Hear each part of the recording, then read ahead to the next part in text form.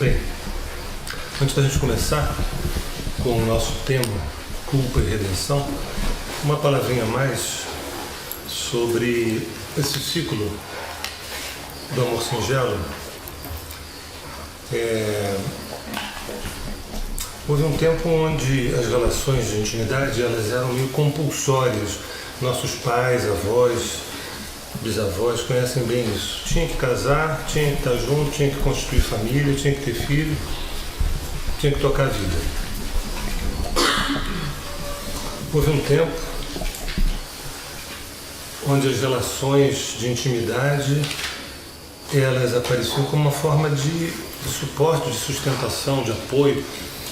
É tão menos difícil nós dois juntos contra esse pega para capar, essa dificuldade, como se fosse juntando forças num quartel-general para a gente sobreviver à existência. Mas nós aqui no Amor Singelo nos interessamos por uma terceira etapa dessa história da intimidade, que é uma terceira etapa mais recente, que é onde a relação ela é um manancial de informações sobre o nosso self, sobre o nosso ser, sobre a nossa alma, sobre a nossa interioridade, sobre um tesouro absoluto, né? Que as relações de intimidade é como se fosse um processo de arqueologia, um processo de escavação, um processo de bulinação em camadas ocultas, onde a gente tem por obrigação de se surpreender. Então não foi essa escola que a gente aprendeu lá atrás, né? Muito fundamentado em business carenciais, muito fundamentado em carências e necessidade de preencher buracos e buracos e buracos. Nosso olhar aqui é mais de iluminar o tesouro que é um masculino e um feminino, uma relação complexa, difícil, de desafios, de obstáculos, e a gente com ferramentas, a gente com instrumentos da psicologia, instrumentos da espiritualidade, instrumentos cotidianos para poder fazer com que esse dois se torne um, e que a gente tenha uma relação com o sagrado a partir de um cotidiano tão normal, tão corriqueiro, tão dia a dia. Então a nossa função no Amor Singelo é tentar fazer um processo arqueológico da intimidade e revelar quantos existem em nós a partir do dois, né? Então hoje o nosso tema é culpa e redenção, não é? Um olhar sobre a imperfeição narcisista. Então a gente vai conversar um pouquinho sobre a culpa primeiro, e eu fui buscar uma definição para a gente refletir junto sobre a culpa. Então, culpa é um mal-estar que a pessoa sente frente à sua responsabilidade em relação a pensamentos, a palavras, atos ou omissões, omissão também da culpa, né? Que em princípio provocam ou provocaram algum prejuízo material, moral, psicológico ou espiritual a si mesmo ou aos outros. A gente hoje vai fazer um certo recorte sobre esse assunto da culpa, porque ele é muito amplo, ele é muito abrangente e a gente não vai ter a intenção de esgotar ele aqui hoje, né? A gente vai estar fazendo uma conversa e um recorte então. Então, pela culpa ser um sentimento, não é? Ela se torna uma experiência muito complexa. Os sentimentos são complexos, não é? E ela vai ser atravessada pelo sistema de crenças e valores que nutre o espírito de cada época.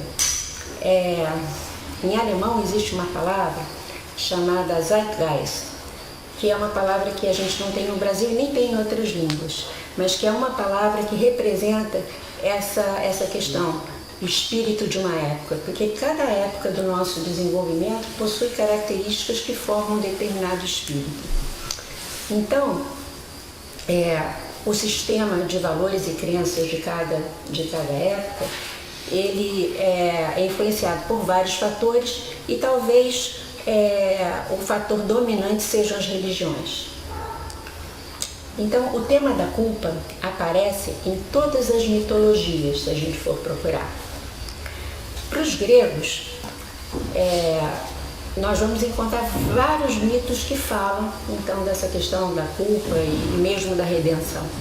Mas eu vou destacar duas histórias que envolvem dois personagens. Um se chama Ixion, não sei se vocês já ouviram falar. É um homem que ele é condenado por Zeus a ficar amarrado numa roda e ele fica rodando pelo cosmos pela eternidade. Ele não para nunca mais de ficar rodando porque ele cometeu um determinado ato. E o outro personagem se chama Sísifo, que ele também é condenado por Zeus e a condenação dele é diferente da de Ixion. Ele tem que empurrar uma pedra enorme, gigantesca, muito maior do que ele, morro acima. Quando ele chega lá em cima, depois daquele esforço todo, a pedra rola e ele tem que começar tudo de novo, ele tem que descer o morro e assim ele é condenado também a passar o resto dos dias pela eternidade toda.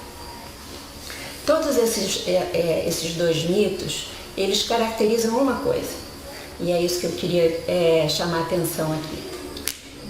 Eles caracterizam que o maior erro que o homem pode cometer é se julgar igual ou superior ao Deus do Olimpo, que era Zeus. Então eu vou repetir. O maior erro que o homem pode cometer é se julgar igual ou superior ao Deus do Olimpo, Zeus. Os dois, Ixion e Sísifo, tentaram trapacear Zeus. E Zeus descobriu, e por isso que ele fez essa condenação aí tão terrível. Claro que a mitologia, ela é sempre uma metáfora, né? Sempre é um conjunto de símbolos que nos desafia a entender e decodificar o que aquilo representa. Então, Ixion e Sísifo são homens, não é? Mas que representam o nosso ego. E Zeus, que é o Deus Supremo, representa o nosso self, a nossa parte mais verdadeira e mais inteira, aquela que todo mundo carrega dentro de si. Então, essas histórias, elas sublinham que o ego, Ixion, Sísifo, ele é servo do self, ele é servo de Zeus. Servo é porque ele serve, né? O ego serve para manifestar o nosso self.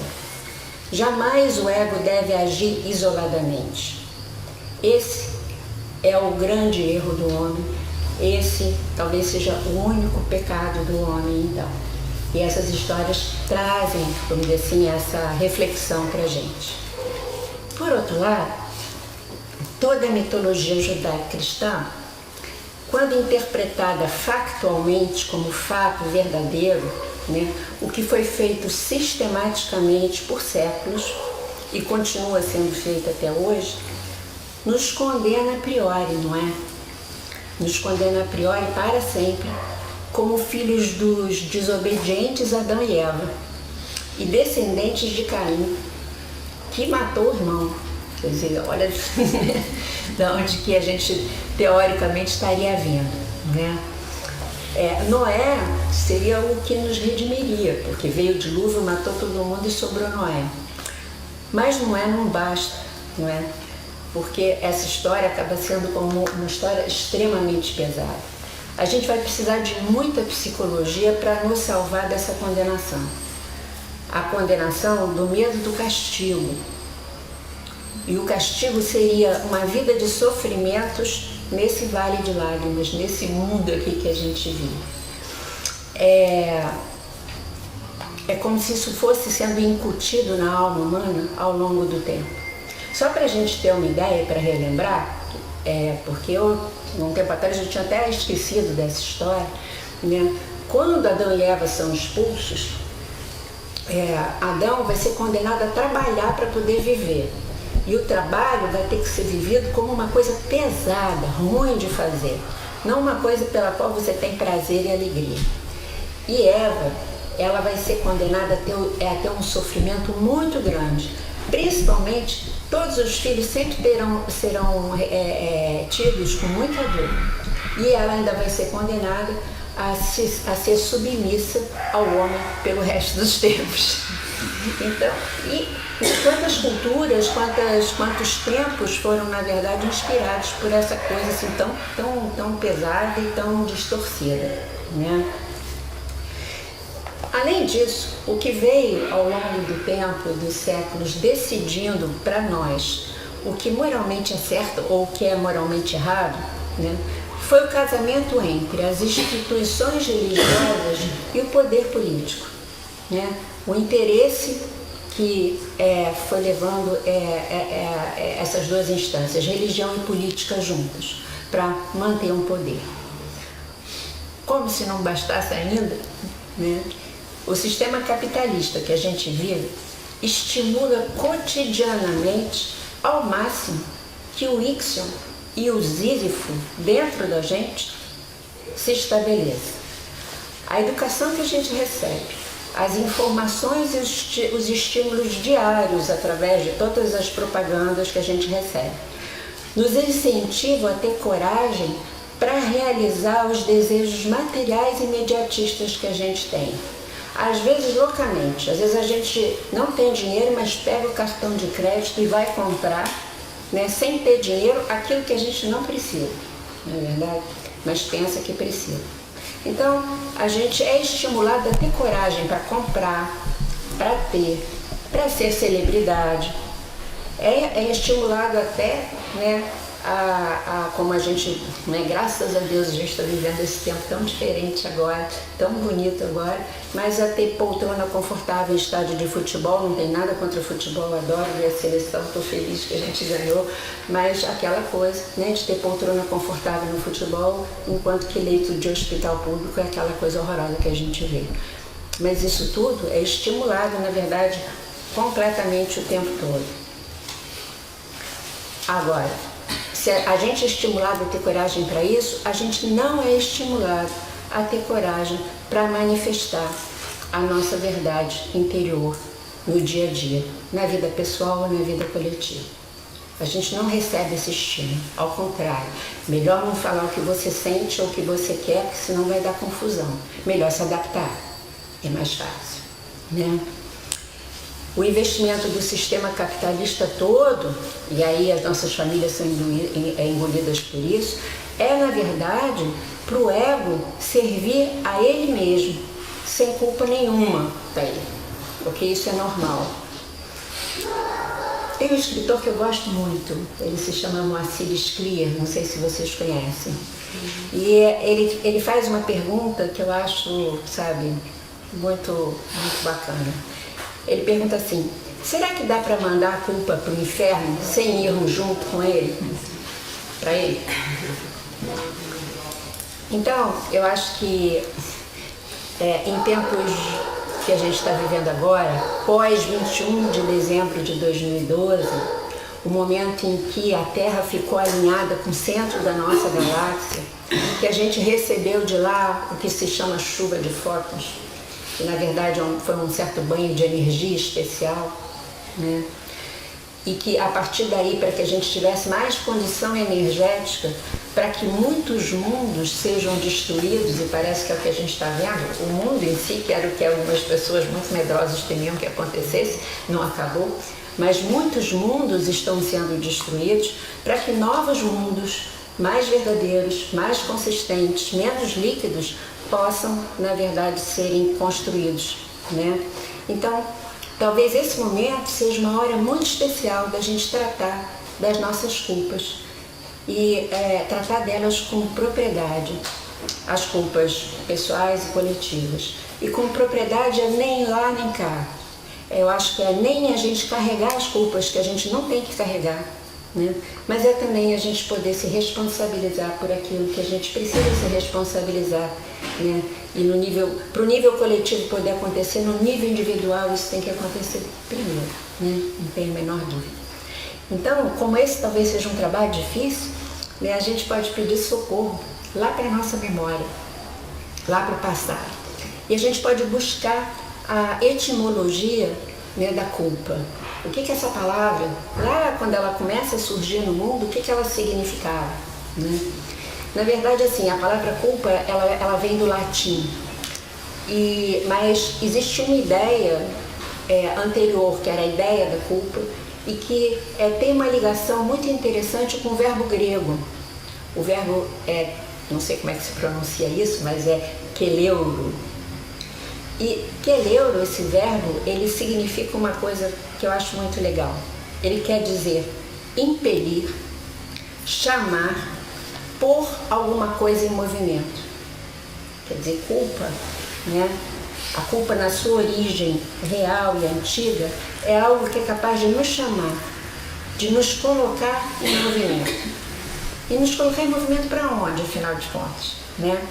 Com certeza é para a nossa verdade interior ou em direção à nossa sombra, quando a gente precisa atravessar a nossa sombra, as nossas dificuldades, para que a gente então possa encontrar essa verdade interior. Então, a gente não esquecer que culpa tem esse significado, antes da gente rechaçá-la completamente. E aí, Sérgio vai falar um pouquinho agora do desenvolvimento do homem, do nosso desenvolvimento, através das épocas, de uma forma sintética um pouco, né?